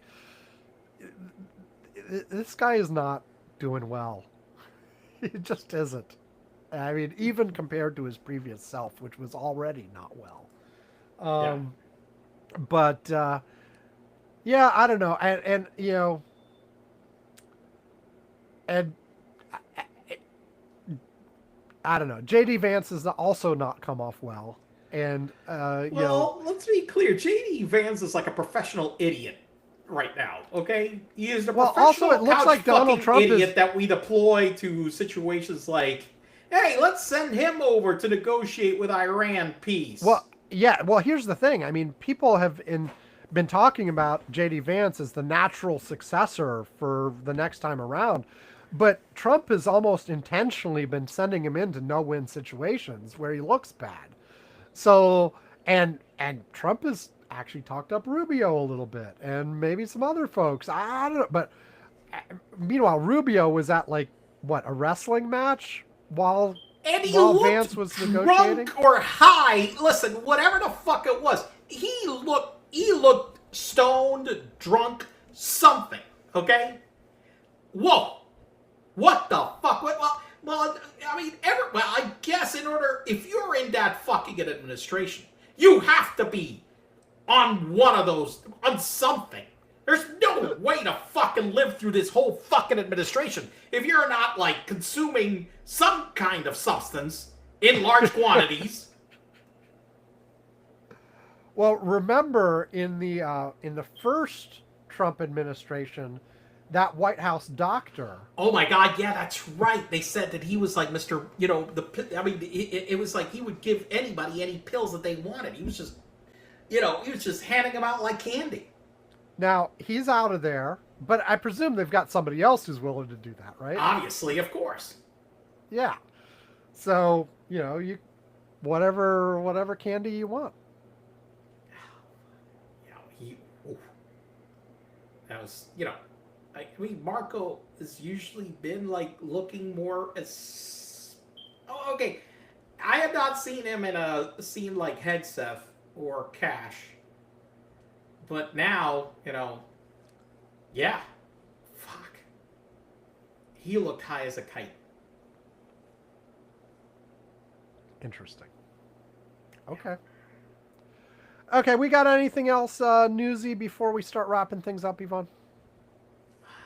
Anything else newsy that happened?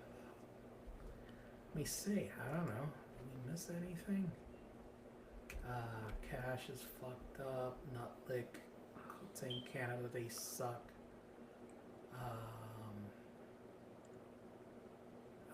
I mentioned Brennan. Well, one thing, it's not so newsy, it's more hilarious. Okay. Apparently that MAGA is increasingly convinced that the Trump assassination attempt was fake. Okay. How about that? Yeah, look, it's not surprising. The whole MAGA universe seems to really love their conspiracy theories. So when they start turning on Donald Trump because he's not cooperating on Epstein file, he's attacking Iran, he's attacking whatever, it seems like, okay, they'll grab onto these things. I mean, like the left. There's a lot of Democrats that actually believe it. I know, that's what I was going to say. The left conspiracy folks were on this from the moment it started. Oh, he clearly faked it. He wasn't actually hit. That's like, it's a ricochet. Or even like there were people saying he put fake blood on his ear.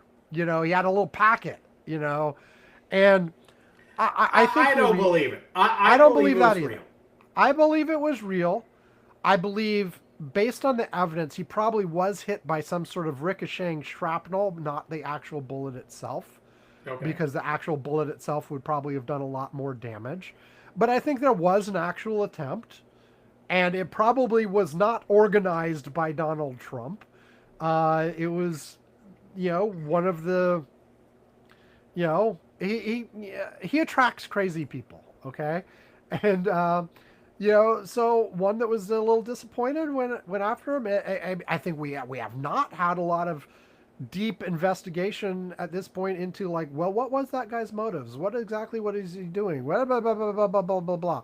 You know, but yeah, I believe it was an actual assassination attempt, and they actually did not hit him, but he was hit by some shrapnel or something. It was not a serious injury. But yeah, so I don't buy the people who are like, it was complete setup. Now, I don't. now people pointed out there was, was it Hungary or was it one of the others, where there was an uncovered plot by the Russians to do a failed assassination attempt in order to boost the candidate they wanted to. And so people pointed out, well, that sounds a lot similar to what happened to Donald Trump. Maybe the blah, blah, blah. And we just haven't seen evidence. Like, you can speculate your ass off about all kinds of different things. But I think you got to be like, okay, well, what do we actually have any real information on? And as far as we can tell, this is another case of, like, just a guy who decided to go off and do it. And this whole stochastic terrorism thing that we've talked about before and has gotten more attention over the last few years is that you don't need, like, a big organization with cells that plan things and do major attacks. Instead, a very common technique now is just to generally foster a media environment where people are saying, hey, this is urgent, somebody's got to take care of it. And then some random somebody, decides that they're the one who's going to do it. Right. And they make an attempt. Right. And there was no coordination. There was no Nope. nothing. It's just you take advantage of the fact that, there are a lot of unstable people out there. There are a lot of very gullible people out there. And if you put the right messaging out into the world, somebody's going to try something. That is totally true. So. All right. So let's wrap this puppy up. Puppy. Wrap the puppy up. I started with taking the fluffy dog and throwing them near the beginning of the show, and now we're going to wrap up the puppy. We're going to wrap. We're going to wrap. Yes. We are not, however, going to remove the puppy's genitalia. No. We will leave that to properly trained veterinarians. Yes. Okay. Or researchers who are, they're going to remove the genitalia from 100 dead puppies, and do some clinical comparisons or something. No, let's not. No? No cutting of anybody's genitalia. Okay. I guess not. Not today. Not today. Not us. Not us. Definitely Again, not us. we can leave it to the trained professionals who know what they're doing. Which also, by the way, is not RFK Jr. Yeah. He does not qualify. And TMZ should just tail him and wait for the next time he spots some roadkill. Because, he apparently can't leave that shit alone. Apparently not. Like, you see something by the side of the road and you're like, I gotta have that. I mean, that's apparently the guy's MO. It's just so bizarre. Okay, that's enough. Curmudgeons-corner.com. Go there. See all the ways to contact us. See our archives. See transcripts. All that fun stuff. We got a link to our YouTube. We had one viewer for about 10 minutes who was watching our live stream. They're gone now. but welcome to whoever that was. And I've never linked the TikTok, and I haven't posted anything new on the TikTok in months. Basically, since I got sick in January, not a damn thing, or maybe one. I don't know. But like, so now I don't know. I don't know if I'll ever go back because, like, you know, we would get views on the TikTok clips, but I saw no evidence whatsoever that was resulting in more actual listeners to the podcast, which would be the point of that. So, I don't know. Should I bother? Should I not? I don't know. I like the having the TikToks. There Yeah, were a be few honest. that were nice. Maybe I'll do it again. I don't know. Uh, Yeah. Anyway, also linked from curmudgeons-corner.com is a link to our Patreon where you can give us cash money at various levels. We will mention you on the show. We will ring a bell. We will send you a postcard. We will send you a mug. All that kind of fun stuff if you want it. And importantly, at $2 a month or more, or if you just ask us, we will invite to. I always get blubbery at that part. It's so emotional and compelling. Anyway. At $2 a month or more, or if you just ask us, we will invite you to our Curmudgeon's Corner Slack, where Yvonne and I and a bunch of our listeners and friends are sharing links and chatting throughout the week. So, Yvonne, what is a highlight this week of something from the Curmudgeon's Corner Slack that is so exciting it would make people want to join the Slack who aren't already on there? And importantly, something we have not talked about on the show. Well, yeah, because I had to skip a couple of things that we Because you've did mentioned talk them about on the already. show. Yeah, but there is one that we did talk about, which is scientists have made a French fry breakthrough. Researchers have developed a method of making French fries that results in a healthier bite without sacrificing crispiness. Apparently, it involves a combination of traditional frying and microwave heating. Then apparently the microwave step could reduce the amount of oil used in the process, meaning you would absorb less fat with each bite. All the secrets of being able to cook fries this way have been laid out in 2 studies published in Current Research in Food Science and the Journal of Food Science. I will say that isn't it the oil and fat that makes it taste good in the first place? look, I don't actually agree. I have for a long time cooked fries both in just straight up putting them in an oven, okay, or an air fryer, okay, and I instead of dipping them completely in a vat of oil, which is the traditional way, by spraying olive oil on them or something like that, they actually come out quite good. Um, I gotta say, I actually prefer them that way now. Okay. So I do think that there are alternatives. This one, very interestingly, it apparently leaves the most of the flavor intact. It just removes the fat. Okay. And I mean, so why not? You can do it. I mean, so I love fries. I love some fries, but I do like the crispy. I do like the thin. I don't like thick fries. Oh, I know? love thick fries. You know what See, the like- worst thing is that I'll tell you one thing, and I know this sounds insane, but I am one that I'll eat soggy fries. Ones that have been Ugh. like say you take like fries and that you went to McDonald's and you stuck them in a refrigerator the next day like cold like that. I'll eat it that way too. Ugh. I know. You are perverted. I know. This is worse than the raccoon penises. I don't know about that, but okay, but yeah, it is pretty bad. I will eat those. Yeah, I like them. I don't know why. It's a different flavor. It's a different, it's a totally different, obviously experience. I will listen. I used to do, and I haven't done those in a while. The way I put it is, if I can taste potato, I don't like it anymore. Oh Like, God, no! I love the potato. Fries, I like other potato dishes, but for French fries specifically, what I'm in it for is the crispy golden crust. I don't care about the interior. I don't. I can what do about a without potato them. wedge? No potato wedges for you then? No, because too much potato. They're fine. They're okay, but I would never prefer them over a thin fry. I will say that I like my favorite is the thicker steak cut fry.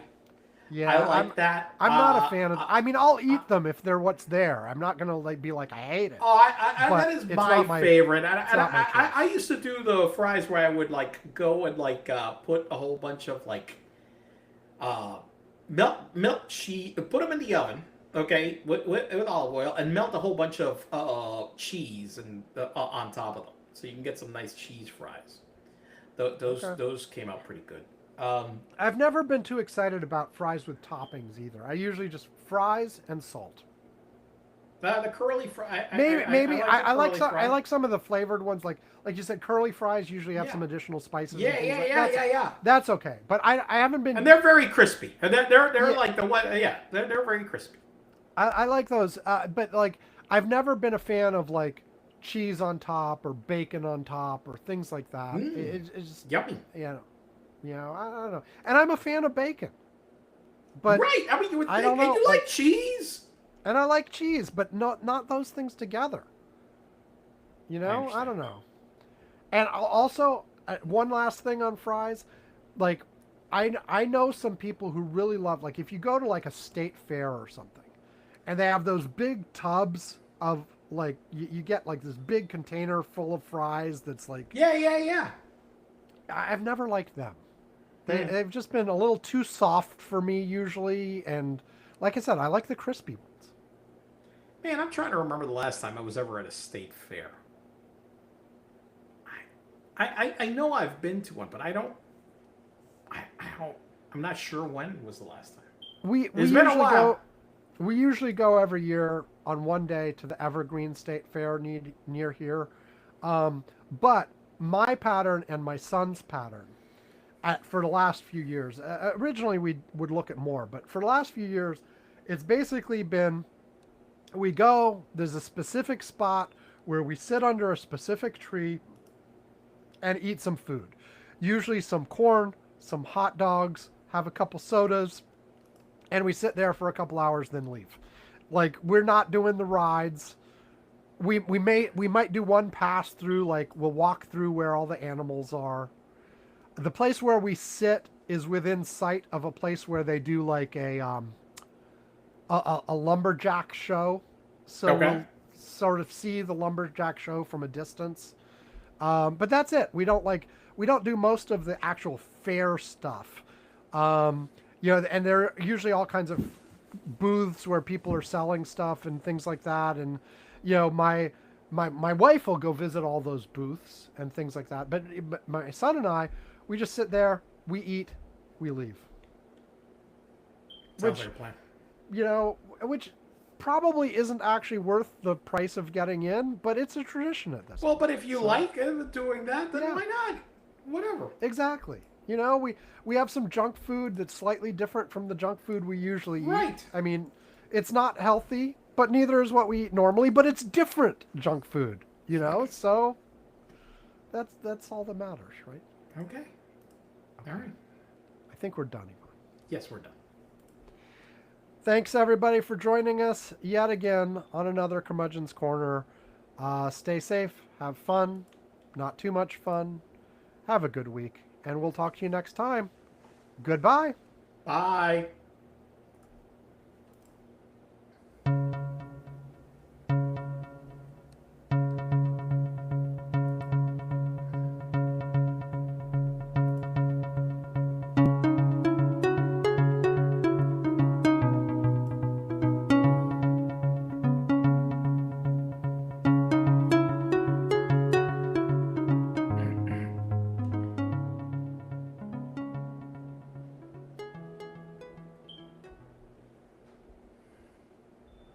Okay, that's it.